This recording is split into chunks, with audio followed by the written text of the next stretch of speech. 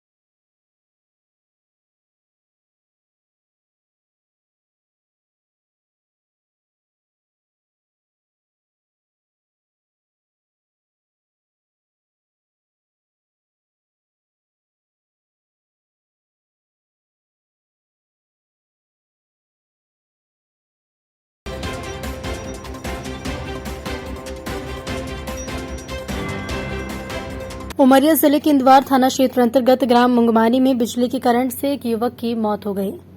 घटना आज सुबह 5 बजे की बताई जा रही है, जहां मृतक का नाम रुद्र यादव उम्र 25 है, जो कि गांव के बस स्टैंड के पास लगे ट्रांसफार्मर में तार जोड़ने गया था। तभी हादसा हुआ और मौके पर ही उसकी मौत हो गई। ग्रामीणों ने सड़क पर जाम कर दिया। लंबा जाम लगा है। मामले की सूचना पर घटनास्थल पर पुलिस पहुंची। राजा दिवाकर मिश्रा।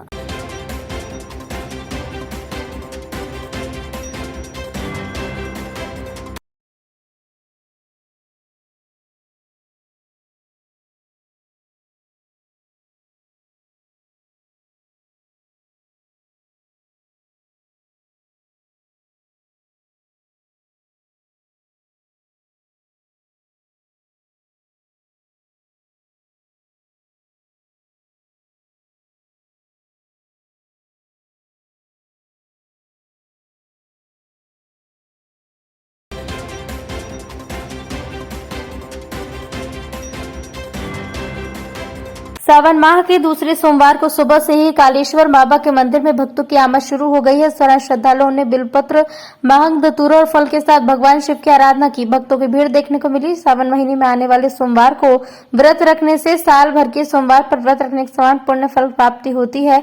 भगवान की शिव की पाने के लिए सावन माह में रुद्राभिषेक करना चाहिए। खासकर देवों के देव महादेव की पूजा अर्चना कर मन्नतें मांगने वाले भक्तों में इस महीने को लेकर खासा उत्साह रहता है। भगवान शिव को अति प्रिय यह महीना त्योहारों की सौगात भी लेकर आता है, जिसमें हरियाली तीज, रक्षाबंधन और सावन महीने में आने वाले सोमवार शामिल हैं। सावन के महीने में जरूरतमंदों की मदद करके मोक्ष की प्राप्ति संभव है। इस माह में नेक कर्म करते हुए भगवान शिव की उपासना करनी चाहिए।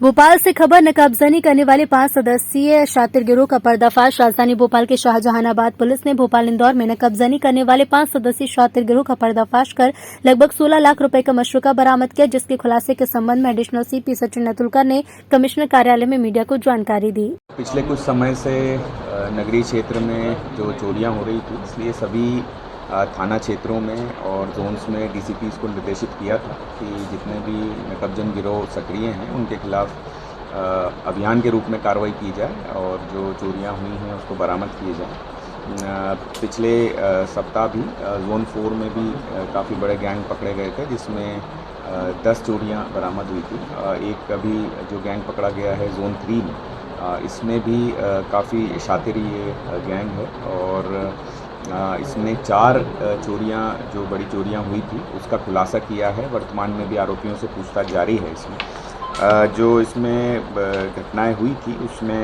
जो अपराध पूर्व से दर्ज हैं उसमें जो मशरूका गया था वो भी पुलिस ने जब्त किया है और उसकी काफ़ी मात्रा 16 लाख लगभग वैल्यू है। मुख्यतः इसमें जेवरात ज्वेलरी चोरी गई थी, जिसको जो इसमें नकबजन हैं वो जितने भी गोल्ड फाइनेंस वाली कंपनीज़ हैं उसमें रख देते थे और उसके एवज में जो भी राशि थी वो लेते थे। साथ ही जो इसका मुख्य आरोपी है उसके विरुद्ध पूर्व से भी कुछ अपराध पंजीबद्ध थे, जिसमें उसको पकड़ा भी गया। जो प्रकरण है कोयफिज़ा और शाहजहानाबाद थाना क्षेत्रों के हैं।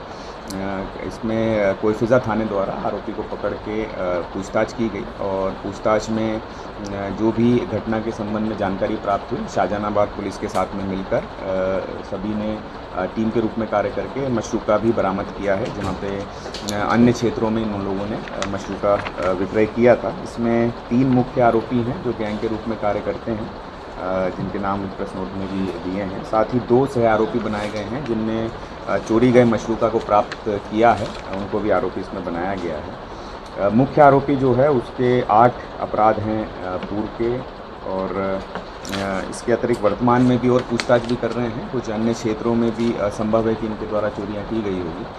तो भोपाल नगरीय पुलिस के क्षेत्र में तथा अन्य ज़िलों को भी इनकी इत्तला दी जाएगी कि जो घटनाएं में और ये शामिल हैं तो उसमें इनसे पूछताछ की जा सके। सर, इन लोगों को वारदात का तरीका क्या था और पूरे आरोपी कहाँ गए? ये जो आरोपी के संबंध में 3 जो मुख्य हैं, दीपक राउत, दिलीप राणावत, मनोज अटूटे, ये ईदगाह हिल्स के रहने वाले हैं, भोपाल के ही।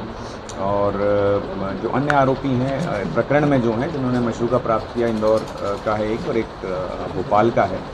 मोडस ऑपरेंडी जिस प्रकार नकबजन गिरोह का रहता है, या तो वो ऐसे स्थान को तलाशते हैं, सूने मकान को तलाशते हैं, या कुछ